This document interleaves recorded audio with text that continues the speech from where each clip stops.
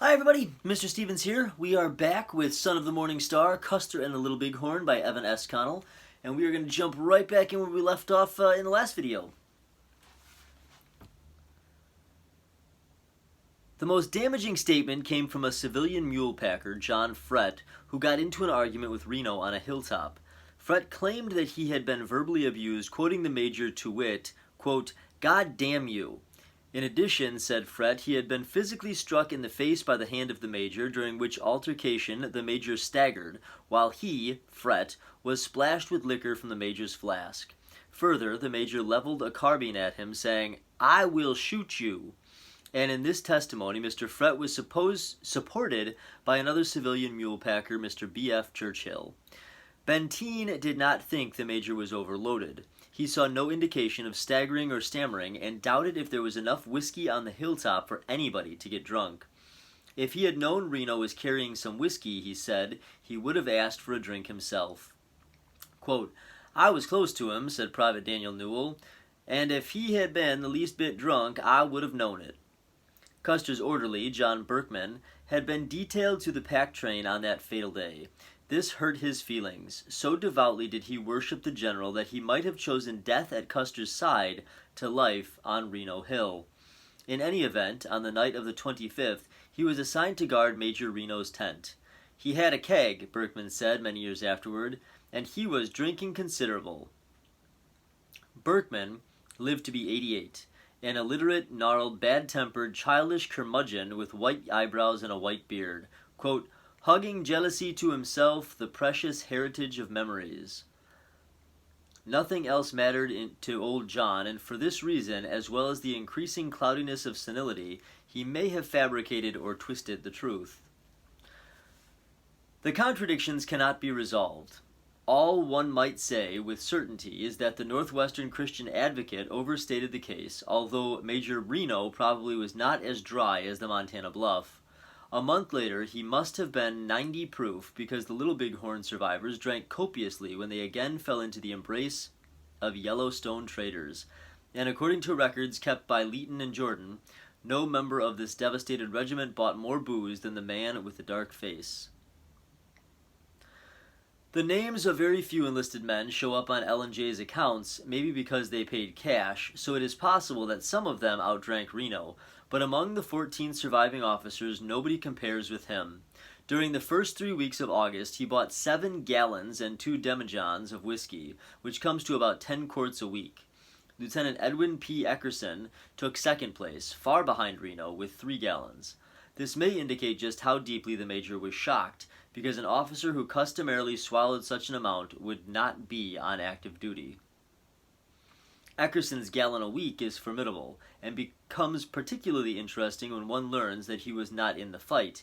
He was on detached service at Fort Lincoln, and he joined the troops on the Yellowstone after the battle. Now, there could be a number of explanations for Ackerson drinking. Perhaps he had quarreled with his wife, but he was the second lieutenant of a company wiped out at the Little Bighorn, and if he had not been assigned to duty at Fort Lincoln, he would have been a dead hero.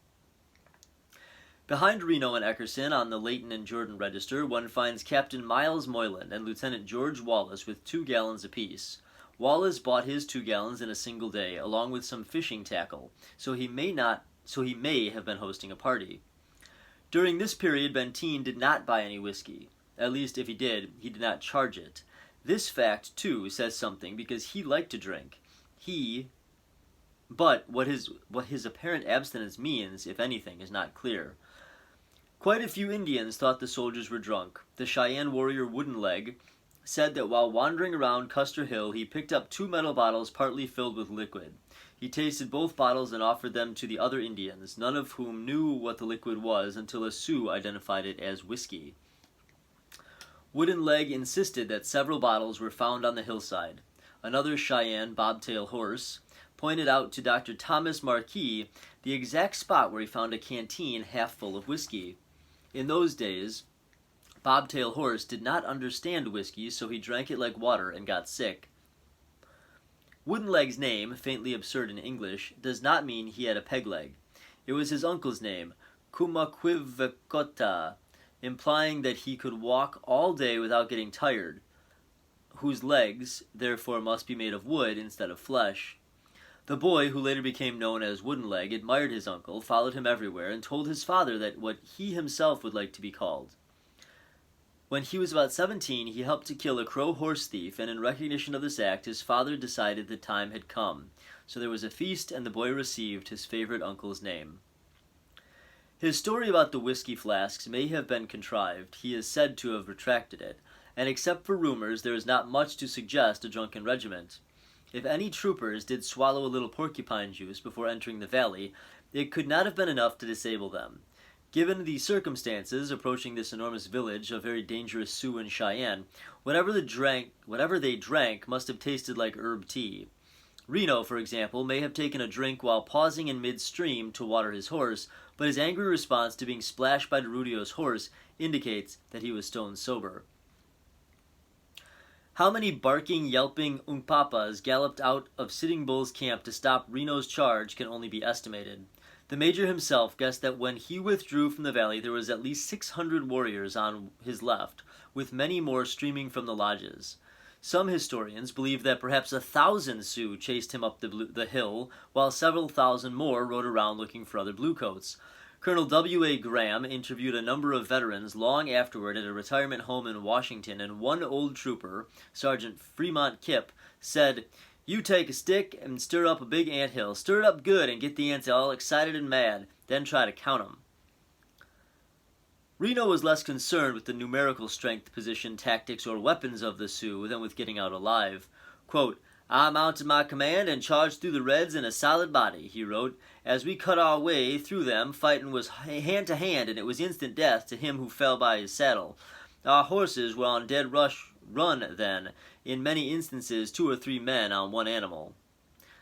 The surviving cavalrymen formed a ragged circle around a trough or crease in the hilltop and threw up barriers of pack saddles, blankets, bread boxes, sacks of bacon, oats, hay, whatever they might deflect an arrow or bullet. They scrabbled at the hard ground, with forks, jackknives, spoons, coffee cups, mess kits, and sticks, meanwhile wondering and asking aloud why Custer did not return. At the conclusion of the 1879 Chicago inquiry, the Judge Advocate General stated in his report to the Secretary of War, George McCrary, that feeling among Reno's troops was of anger at General Custer for having placed them in such a position. The excitement, danger, and strangeness of the situation twisted their responses. When the first bread box was dumped on the line, one of Benteen's troops immediately flung himself down behind it, but no sooner was he neatly hidden than a bullet ripped through the box and killed him. Quite a few troopers laughed. Lieutenant Godfrey wrapped himself in bedding, although he knew this was useless, and found himself wondering if sagebrush would stop bullets. A trooper of M Company, after narrowly missing death when a bullet smashed the stock of his carbine, glared at the Indians and shouted, quote, "Damn you, you'll have to shoot better than that." Many of these enlisted men did not know how to use their weapons. Some had not once fired a carbine. Now, trapped, isolated, terrified, bewildered, they riddled the earth and sky. Godfrey watched one recruit take aim and squeeze the trigger like a veteran. The muzzle of the gun dipped, and the recruit flinched, obviously expecting a loud report, but nothing happened because he had forgotten to cock it. Late that afternoon, they began to hear an unfamiliar noise. Zing! Instead of zip. Quote, "When a zing sound came," Lieutenant Varnum wrote to Graham, "that made you take notice." What this meant was that Custer's battalion had been destroyed and the Indians were now using 7th Cavalry carbines. Thousands of arrows struck Custer's troops, yet nobody on Reno Hill mentioned arrows. Evidently, the Indians used bows and arrows against Custer because they did not have much else. Later, equipped with modern U.S. guns, very few resorted to arrows. Godfrey said the ping-ping overhead was more frightening than the swish-thud of bullets burrowing into the ground, and although it was foolish to duck, they could not prevent their bodies from twitching. Varnum remarked that Benteen was the only man he ever saw who did not try to dodge the bullets. Benteen seemed oblivious to danger. He walked around checking on his troops, deliberately inviting fire, but was hurt just once when a bullet nicked his thumb. Years later, Benteen described the siege. Quote, "I state but the facts when I say that we had a fairly warm time with those red men." The day was cloudy, Lieutenant Wallace remembered. Quote, "The sun went down as a red ball." That night, the valley was scored by intermittent flashes of heat lightning which illuminated the hostile encampment. Yet even in darkness, the pattern of the great village could be distinguished by the light of thousands of campfires. Some of Reno's men slept, others might have spent the night awake, horrified and fascinated, as they listened to the barking dogs and the howls of dancing savages. And we will end there for today. We will see you back with the next video, and I hope you guys are still enjoying it. Bye, guys!